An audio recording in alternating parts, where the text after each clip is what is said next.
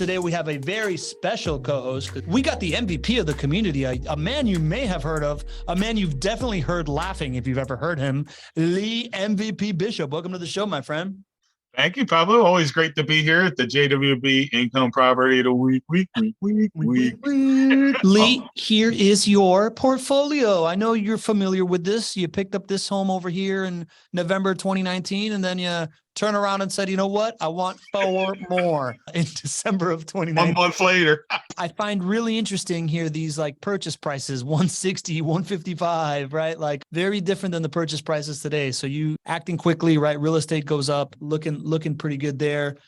Couple of questions here to answer Santorio's question. And Ken, you bought these all inside your retirement account. Tell me a little bit about like buying it inside the retirement account and how you thought about it.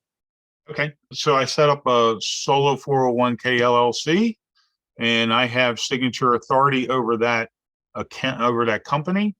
And with the signature authority, I was able to transfer money from my 401k into a holding company and then back into this checking account so that there was a flow of money going from one 401k to another 401k. And then I was able to talk the lenders into me only putting 40% down. And that's why it's 62,000 and lending 93,000. Yep. But the first house, I owe 25,000 on it right now. Mm. The first house you owe 25,000. So it looks like here you bought on the mortgage. The Broxton Street. I owe 25,000 on that. Oh, okay, cool. Yeah. So to answer Ken Milling's question of your mix of own versus financing, you bought the first one cash and then you financed 4 of them, right? Like this is kind of what you were talking about. You had $500,000. You bought one for 160, and then you bought the other 4 levered up with a mortgage on there.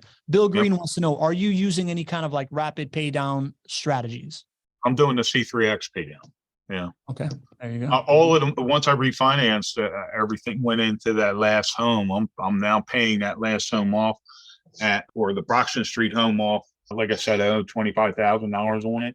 Mm-hmm. Once that's paid off, then I think by the time I get 3 paid off, it only takes 6 months to pay the rest of them off. Yo, dude. So, man, right. Does that blow your mind? Yeah. So it already blew my mind that you already paid off more than half of your mortgage on a property that you bought 4 years ago. Right. Less than 4 years ago. And you're about to be completely, if once that one's paid off, you paid off the rest in how long? So say that again. Right. Yeah. So all of the loans are being paid off. Right. So, but it's minuscule. Right. So I think when I refinanced, I owed 89,000 on the last 3. And the first one I owed like 30,000 on it. And I've been paying off that, at about $2,500 every month to try and pay that down. Yeah. So once the second house is paid for, then the entire rent from the first house, entire rent from the second house, and then 250 from the other 3 pay off the third house, right? Once I get the third house paid off, it only takes 6 months to pay down the other 2 houses, the next house, and then less like 3 months to pay down the last house, because you put all that much money into it. That's the trickle down effect. And that's how, that blows your mind. That's mind blowing. Like I'm trying to do the math here. Forget it. I'm just going to go into this conversation. Anybody wants to know about that? That's the C3X method. We talked about that a couple of weeks ago on a past Not Your Average Investor show. So look that up on the podcast, look that up on YouTube. We talk about all these different financial engineering mechanisms. That was one of them. And then we have a past show, like maybe a year and a half ago with Paul Shively, really going deep into that, but a very interesting rapid pay down method that you are maximizing, bro. So, all right. So this is the house with the highest ROI, not including appreciation. You 3012 Water Street. You got an annualized lifetime return of 6.65%. Anything you want to say about this house? Well, that's the one that I visited during the tour in February. Okay. Yeah. And that's where the one we just had to put the water treatment into it. So it's septic and well. So cool. And then this is the lowest performing home that you got. Looks like a couple of rough years here, man. Yeah, there were some things going on with the septic that I had to have. Plumbing needed to be worked on a couple of times. And that's why. That's Yeah. all. And then this 2019 is you bought it at the end of the year. So like, that's like all the down payment. That's And a all the stuff that's a gonna have wash. kind of- yeah, that's a wash over here. And here is your total portfolio review, man. You have this total net rental income since 2019, right? So this is December 2019. We call it 3 years, right? Like you've been in these homes for 3 years, $32,095 in total net rental income. No tax savings because you bought it in your retirement account. Right. Yeah, correct. Yeah. Total principal pay down so far, because you've been crushing principal pay down at Yeah, that's a little 28,714. off. Yeah. Yeah. I mean, listen, it just shows all the different ways you can do it. Total home price appreciation of Right. $435,000. That's Right. nice. And the beating the, I don't really know how to describe this, like consumer price index. Inflation hedging. Yeah, 6.0%. Inflation hedging. Yeah, you've been at 6%. I'm earning more than that. You're earning more than that. And at the end of the day, your expected return on investment based on buying it in your rental portfolio was 2.9%.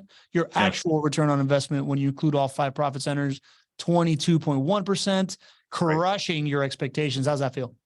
Right. Oh yeah. It's always amazing. No matter how many times I get on this show and Greg talks about it, it's always fun to look at this stuff and say, man, I rubbed the crystal ball and I came up on the upscale, right on the upside. But to be honest with you, buying when I was 58 and knowing that I'm going to be retiring and using this money for, as a supplemental income from what I'm doing, I don't have to do much to let this thing keep working for me. So I will be buying more properties. I said that I wanted to buy 20.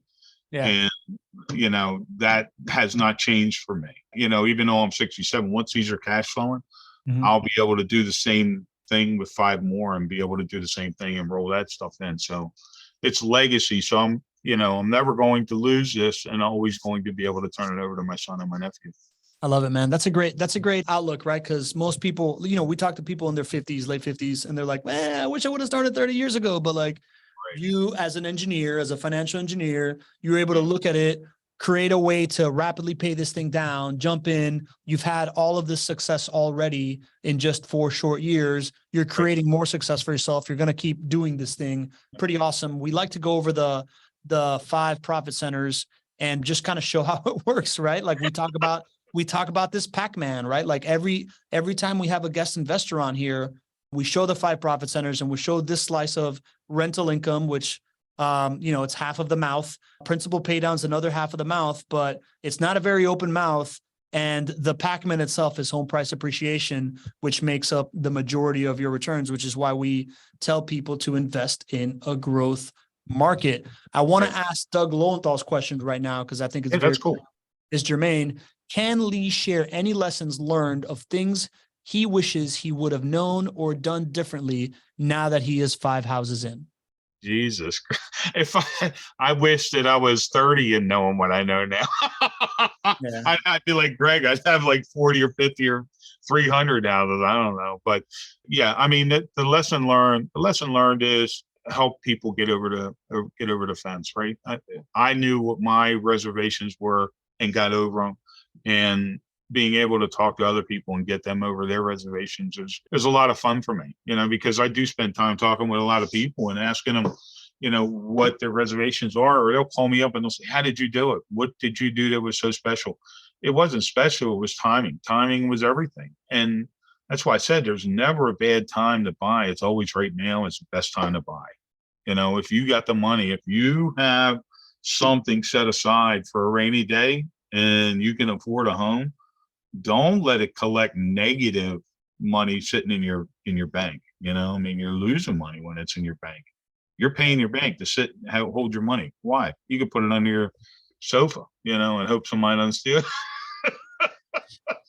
Yeah, Lee, I mean, if I was to summarize what you're saying, what it sounds like you're saying is 5 houses in, your biggest takeaway is you're super happy that you took action, and anybody sitting on the sideline, like you're kind of, I mean, you're doing a wonderful sales job for JWB, right? But like you're nudging people to take action, and this idea of like you were 5 houses in, you're happy that you got in when you did. if it was And now, I know get I'll in be right investing now.